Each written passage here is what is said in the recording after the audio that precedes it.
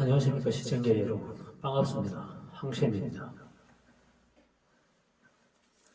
앞에서 우리는 하늘의 이치가 반복적으로 순환하는 구조를 돌고 돈다라고 표현했는데요.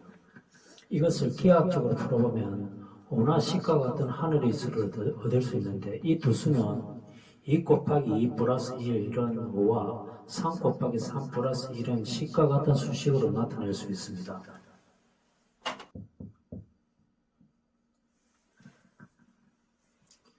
이 두 수식은 네 가지 수가 기본 바탕을 이루기 때문에 1, 2, 4, 3, 1이 되고 10은 1, 3, 9, 7, 1과 같은 순환 구조가 생길 수 있습니다. 나머지 부분은 낙서에서처럼 2, 6, 8, 4, 2와 5가 서로 독립적으로 나누어져 순환하게 되겠죠. 하지만 10의 나머지 부분은 이제부터 생각하지 말고 네 가지 수의 기본 바탕인 1, 2, 4, 3, 1의 순환 구조만 기억해보죠. 천부경에서 5라는 수는 점 둘, 선 둘, 맨 하나로 이루어진 원의 모습에서 나온 수이기 때문에 221을 뒤집으면 122가 나타날 수 있는데, 이 122는 11 곱하기 11 플러스 1로 표현할 수 있습니다. 수식 11 곱하기 11 플러스 1인 121은 1, 11, 121, 111, 1과 같은 네 가지 순환 구조로 나타낼 수 있습니다. 이 네 가지 수는 원이 점 둘과 선 둘일 때 선 둘을 불연속적인 점으로 바꾸면 원은 점 4개로 구성될 수 있고, 그 가운데 맨 하나도 점 하나로 바꿀 수 있습니다.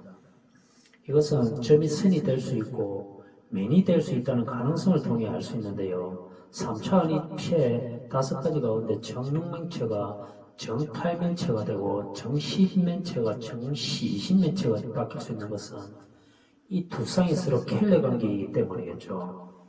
이 켈레 관계는 정육면체의 맨이 점으로 바뀌고 점이 맨으로 바뀌면 정8면체가 될 수 있기 때문입니다. 마찬가지로 점이 맨으로 바뀌고 맨이 점으로 바뀌면 정20면체가 될 수 있습니다. 이렇게 최초의 도형의 원에서 삼각형, 사각형, 오각형의 2차원 도형이 나타나고, 이 도형을 바탕으로 3차원 입체가 형성될 때 이들은 모두 2차원 도형의 형상을 통해 그 구조가 만들어집니다. 정육면체는 6개의 정사각형으로 이루어져 있고, 정8면체는 8개의 정삼각형으로 이루어져 있으며, 정10면체는 10개의 오각형, 정20면체는 20개의 삼각형 면으로 이루어져 있습니다. 따라서 3차원 입체는 정사각형과 정삼각형 사이의 변화를 짐작할 수 있고, 정오각형과 정삼각형 사이의 변화를 예측할 수 있습니다. 이들 도형의 변화는 정사각형의 수 9와 정삼각형의 수 7과의 관계를 정오각형의 수 11과 정삼각형의 수 7과의 관계를 상상해 볼 수 있습니다. 천부경 구조에서 보면 하나의 점에서 선이 생기고, 그 다음에 원이 생기고, 각이 생기고, 방이 생기는 과정은 이렇게 나타낼 수 있습니다. 이 과정에서 nx제곱 플러스 x의 변화에 따른 패턴과 구조가 나타날 수 있는데요. 이것은 2차원 도형의 생성 과정으로 볼 수 있습니다. 여기에 또 하나의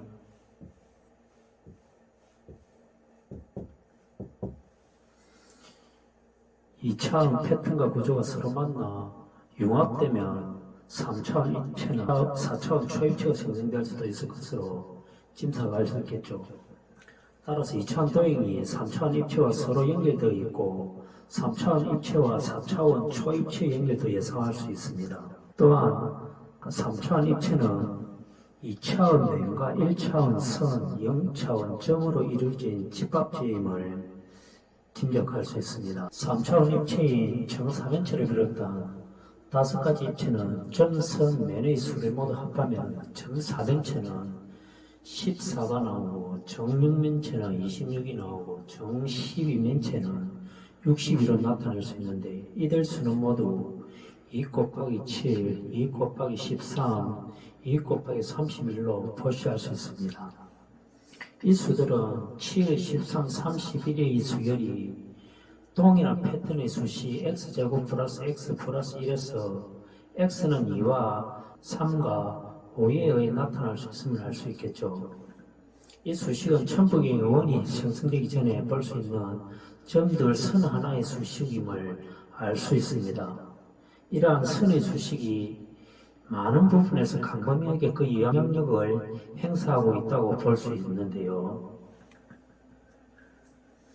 앞에서 3차원 5가지 입체 중에 정10면체를 정12면체로 고쳐 정정하겠습니다.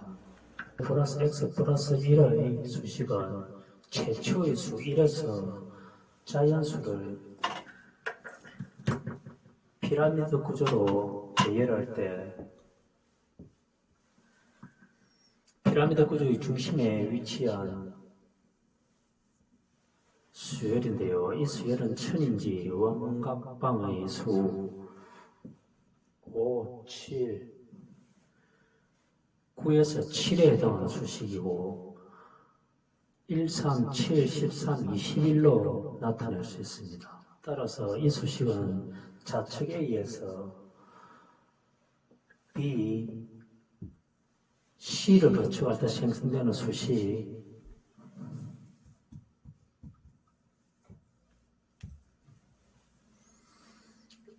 이것과 같은 1차원 X의 변화에 따라 변화를 따르는 수식임을 알 수 있습니다. 사분법의 천인지 원망각이 이러한 피라미드 형태나 구조를 따르는 2차원 수식에서 출발하여 그 의미와 구조를 분석할 수 있음을 알 수 있겠죠. 수식 x제곱 플러스 x 플러스 1은 사분법의 원리에 따라 ABC라는 상황정리에서 계산해낼 수 있는데요. 이 수식에서 2차원 맨이 x제곱으로 보면 1차원 선은 x, 0차원 점은 1로 가정해 볼 수 있습니다. 이 세 원소들은 A 플러스 B 플러스 C로 묶었을 때 A를 앞으로 나오게 하면 가로 안의 수식은 이렇게 표현할 수 있을 겁니다. 따라서 X를 A분의 1로 나타내고 X제곱을 A분의 C로 나타낼 때 사망경리의 세 성분은 A 가로 닫고 1 플러스 X 플러스 X제곱 가로 닫고 같은 이것과 A분의 B제곱은 A분의 C가 된다는 비례관계식을 만들어낼 수 있습니다. 이 비례관계식은 B제곱은 AC이기 때문에 ABC의 중심성분 P가 좌우 가장자리의 A와 C 사이의 관계가 삼각형 구조임을 설명하고 있습니다. 또한 이 삼각형 구조를 확장해 볼 수도 있는데 이때 성분은 A, B, C, D라는 사항경리에서 그 의미를 찾아볼 수 있습니다. 이 네 가지 성분도 X3성 플러스 X제곱 플러스 X 플러스 1이라는 수식을 얻을 수 있고 사망정리에서 얻은 수식보다 X3의 수식이 하나 더 들어가 있는 것을 볼 수 있죠. 이 X3의 수식은 기하학에서 보면 맨의 2차원부터 1차원 더 높은 3차원 입체를 상정하게 되는데요. 이 상황정리에서 계산해낼 수 있는 비례관계식은 세 가지가 나타납니다. 즉 A 플러스 B 플러스 C 플러스 D에서 가로 밖으로 어떠한 성분을 붙이느냐도 상관없는데 이 성분을 A라고 하면 상황정리는 이와 같이 1 플러스 A분의 B 플러스 A분의 C 플러스 A분의 D를 가로 안으로 묶어볼 수 있습니다. 이렇게 A를 가로 밖으로 끄집어내보면 가로 안에는 A를 분모로 둔 수식이 만들어지는데 이렇게 나타난 수식을 A 가로 닫고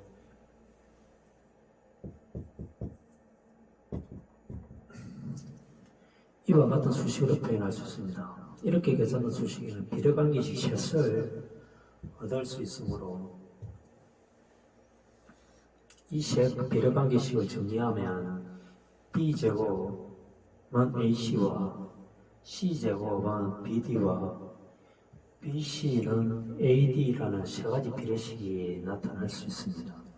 세 비례식은 ABC와 BCD라는 두 가지 삼각형 구조와 BC는 AD라는 한 가지 사각형 구조로 나눌 수 있습니다. 그러므로 사항정리에서는 삼각형 구조와 사각형 구조가 최초로 형성되기 때문에 이 두 구조를 통해 우리는 천부경 구조를 원삼사를 떠올릴 수 있습니다. 원삼사라는 구조는 자연수를 홀수와 짝수로 나눌 때 홀수합이 1제곱, 2제곱, 3제곱, 4제곱과 같은 제곱수가 되고 짝수합은 1 곱하기 2, 2 곱하기 3, 3 곱하기 4와 같은 인집받던 수의 곱으로 나타낼 수 있는 것을 설명하는 구조입니다. 즉 삼각형 구조의 3과 사각형 구조의 4는 각각 삼항정리와 사항정리로 상징될 수 있는데요. ABC에서 B를 중심으로 삼으면 B제곱은 AC가 제곱수가 되고 ABCD에서 BC를 중심으로 삼으면 BC는 AD와 같이 나타날 수 있습니다.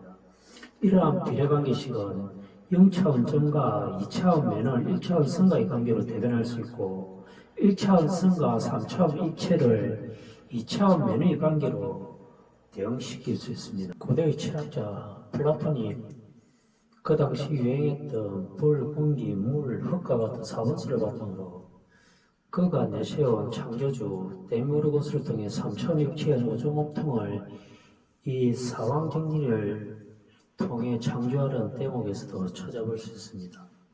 모든 피조물은 불이 있어야 볼 수 있고 흙의 행체가 있어야 만질 수 있으며 이들 사이에 공기와 물을 배치하면 우주 몸통을 만들 수 있습니다.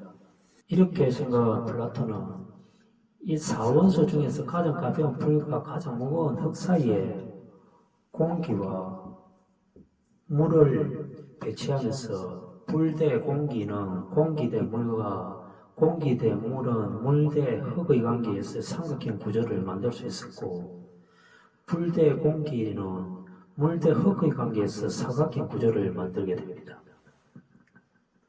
이렇게 데미우르고스는 이런 과정을 거쳐 수많은 피조물들을 만들 수 있는 발판을 마련했다고 할 수 있습니다.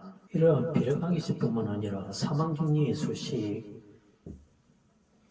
A, x제곱 플러스 x 플러스 1과 사항정리의 수식 A에 x3승 플러스 x제곱 플러스 x 플러스 1에는 A에게 1, 2, 3, 4와 같은 변수를 대입할 수 있기 때문에 이 수식은 천부의 원각방이 A는 2일 때와 3, 4일 때를 설명할 수 있습니다. 즉 이렇게 대입해보면 원은 2x제곱 플러스 2x 플러스 1이 되고 각은 3x제곱 플러스 3x 플러스 1이 되며 방은 4x제곱 플러스 4x 플러스 1이 있어 1이 됩니다. 이렇게 되는 것은 두 개의 x제곱 플러스 x 플러스 1의 삼항정리를 합하는 과정에서 마이너스 1이 더해지고 세 개의 삼항정리를 합하는 과정에서 마이너스 1을 더 붙이고 4개의 삼항정리를 합하는 과정에서 마이너스 3을 더하게 되면 원의 수식과 각의 수식, 방의 수식이 생성될 수 있습니다. 이러한 과정은 점 하나에서 선이 생기고 면이 생기면서 이들 원소의 통합 과정을 설명하게 됩니다. 이제 물리학이 설명하는 양자화라는 개념에 대해 알아보죠. 인터넷에서 조사한 바에 따르면 양자화라는 것은 다음과 같은 의미로 해석되고 있는 것을 볼 수 있습니다. 연속적인 함수 fx를 계단 모양의 함수로 바꿔놓는 것과 아날로그 양을 디지털 값으로 변환하는 것, 변수의 값의 범위를 유한계의 정복 없는 부분 범위 또는 구간별로 분할하는 것을 의미한다고 풀이하고 있습니다. 이와 같은 양자의 개념은 양자역학에서 사용하는 용어로 소립자가 입자이면서 파동이라는 이중성의 의미가 관찰자의 개입에 따라 달라지는 상태 변화를 말하고 있죠. 즉, 파동이었다가 입자였다가 연속적이면서도 불연속적으로 변하는 이러한 이중적인 상태는 천부경의 원각방에서도 찾아볼 수 있습니다. 원은 보시다시피 두 개의 점과 두 개의 선, 한 개의 면으로 이루어지는 연속체로 볼 수 있지만 선과 면이 점으로 바뀌면 전체 모습은 점 5개로 이루어진 불연속체가 됩니다. 각도 마찬가지로 각은 점이 셋, 선이 셋, 면이 하나의 연속체이지만 선과 면을 점으로 바꾸면 7개의 점으로 구성된 불연체가 될 수 있습니다.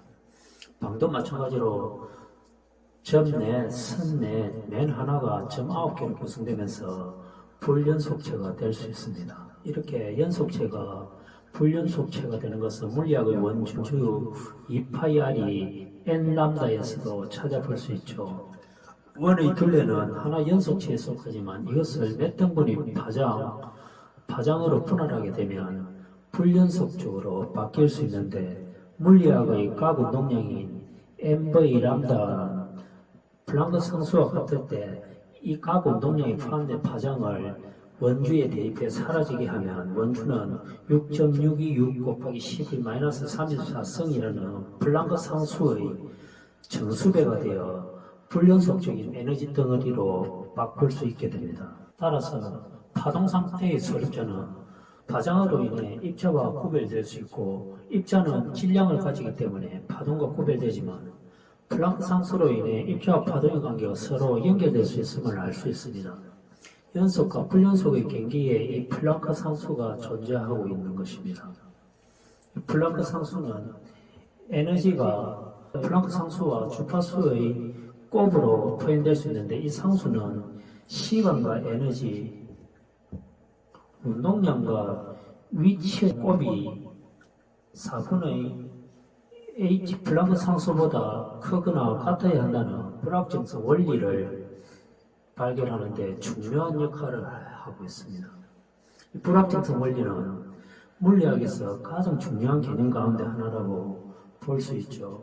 물리학의 양자화가 연속체를 불연속적인 에너지 덩어리로 바꾸는 개념으로 이해했다면 천부경의 원방각 또한 연속체와 불연속체의 이중성으로 바꿀 수 있습니다. 이 과정에서 우리는 원각방 가운데 원과 방, 즉 하늘과 땅이 속하는 패턴과 인간, 즉 만물이 생성되는 패턴이 다르다는 사실을 알고 넘어가야 하겠습니다. 이 말은 원과 방이 각각 점과 점, 선과 선의 관계로 이루어진 것과 달리 각은 점과 선의 관계로 이루어진다는 차이점을 발견할 수 있습니다. 각의 삼각형에서 보면 세 점은 그 반대 방향의 선과 마주보고 있지만 원과 방을 이루고 있는 점과 선은 각각 그 반대 방향에 동일한 점과 선이 마주보면서 배치된 것을 알 수 있습니다. 이렇게 원과 방, 각의 관계가 서로 그 패턴과 성질이라는 것은 원과 방은 이진법을 통해 그 의미를 찾을 수 있지만 각은 삼지법을 통해 그 의미를 찾을 수 있기 때문입니다. 이지법은 음영이나 천지의 패턴과 구조를 설명할 수 있지만 삼지법은 음영 가운데 충이나 천지의 가운데 인간을 설명할 수 있는 패턴이나 구조라고 할 수 있습니다. 음영이 하합하고 천지가 하합하면 인간이나 만물이 탄생할 수 있습니다. 대립과 투쟁은 이분법만의 언어이고 하합과 통합은 삼분법을 통해 가능해집니다. 따라서 이분법과 삼분법이 함께 동행하는 것은 대립과 투쟁 뒤에는 하합과 통합이 따라야 되고 하합과 통합 뒤에는 새로운 관점에서의 대립과 투쟁을 살펴봐야 한다는 의미를 담고 있습니다. 이분법과 삼분법이 서로 견인하고 협력하며 나아가는 의미는 18세기 말에 활약한 게오르그 헤겔의 정반 합의 개념으로 이해할 수 있습니다. 그 당시 칸트가 이념과 현실을 구분하면서 이원론을 주장한 데 반해 헤겔은 이 둘을 통합한 이론론을 주장합니다. 그는 세계 정신이 변정법적 과정을 통해 끊임없이 변화하는 과정이 있다는 주장을 펼치게 되죠. 이 변화의 원인으로는 내부에 존재하는 정과 반의 자기 부정과 모순 때문이며 이 모순을 해결하는 방향으로 만물은 운동하고 그 결과가 새로운 합의 상태로 변한다고 설명하고 있습니다.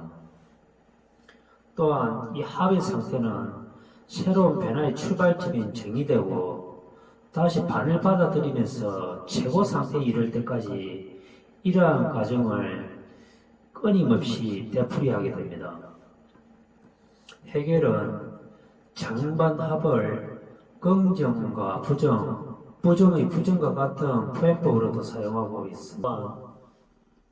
정반합의 다른 말로 맹제, 반맹제, 종합이라는 의미로도 사용하고 있는데 이때 맹제란 참이나 거짓을 가리기 위해 어떤 논리적 판단의 내용을 어느나 기호, 식 등으로 나타낸 것을 의미하고 있습니다. 따라서 맹제와 반맹제의 이중적 구조를 생명과 죽음, 무한과 유한, 하늘과 땅, 아름다움과 추함 등으로 구분할 때 이들의 변화를 대립과 갈등을 통해 논리적으로 분석하게 되죠. 이러한 대립적 존재들은 상호 침투와 지향을 거쳐 통일로 나아가게 되는데 이때 지향의 의미는 대립과 모순 관계에 있는 두 맹제나 개념에서 어떤 것을 그 자체로서는 부정하면서 더 높은 단계에서는 이것을 긍정하면서 발전시키고 통일시켜 나가는 것을 의미하고 있습니다. 해겔의 변증법은 칸트가 이율배반을 통한 모순을 인정한 후 비태의 대립물들의 상호 침투와 지향이 통일을 이끌어냈는데요. 해겔은 후에 이를 완성하면서 변증법의 세 지평을 여게 됩니다. 해겔은 역사가 이성이 실현되는 과정으로 보고 완전하고도 절대적인 진리인 이성이 실현되는 역사적 과정을 정반합의 끊임없는 운동 상태로 구정하게 되죠. 정반합, 우리는 이와 같은 변증법 과정을 홀수와 짝수, 자연수와의 관계에서 이해할 수 있습니다. 이때 홀수와 짝수는 자연수를 이등분하는 것이기 때문에 이분법으로 볼 수 있고 자연수는 홀수와 짝수를 통합하기 때문에 삼분법으로 볼 수 있겠죠. 에는 짝수가 없고 짝수에는 홀수가 포함되지 않으므로 이들은 서로 공통적인 부분이 없으므로 이분법의 대립과 갈등 구조로 볼 수 있습니다. 이렇게 자연수에서 나누어진 홀수와 짝수를 이분법의 피라미드 구조로 쌓으면 이 두 구조의 중심에는 삼분법의 통합과 조화가 이루어질 수 있는 수열이 형성되고 홀수의 피라미드 중심에는 1, 9, 25, 49 수열이 형성될 수 있고 짝수의 피라미드 중심에는 2, 10, 26, 50의 수열이 형성될 수 있습니다. 이 두 수열이 삼분법 피라미드 구조가 되면 이분법 홀수에는 짝수 수열이 생겨날 수 있고 이분법 짝수 수열에는 홀수 수열이 생길 수 있습니다. 홀수만으로 이루어진 이분법 피라미드 구조에는 짝수 수열이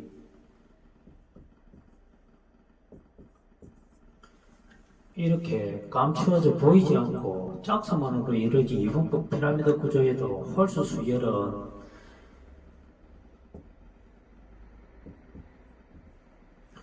감추어져 보이지 않지만 삼분법 피라미드 구조에서는 이처럼 감추어져 보이지 않던 수열이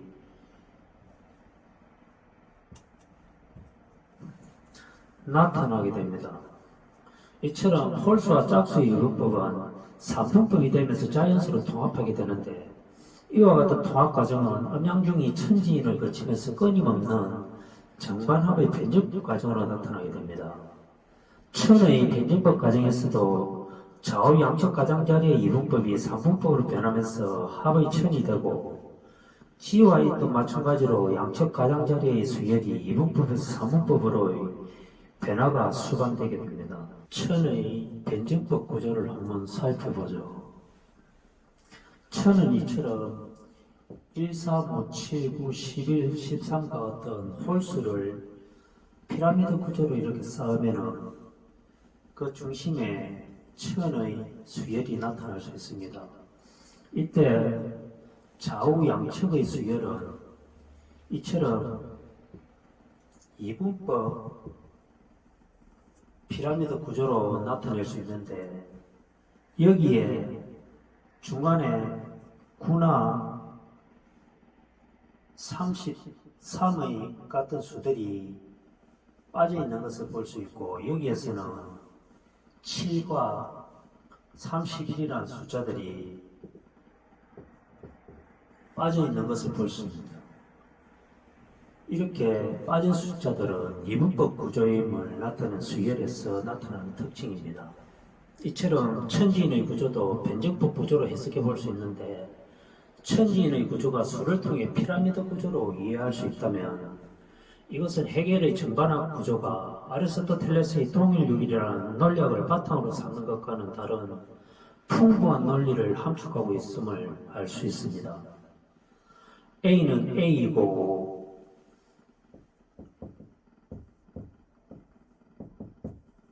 B는 B라는 동일률의 논리는 단순한 고대 철학을 대변하는 논리 구조로 볼 수 있지만, 이것에서 나아가 A와 B를 통합한 A는 B라는 모순 구조가 변증법을 이끌어낼 수 있습니다.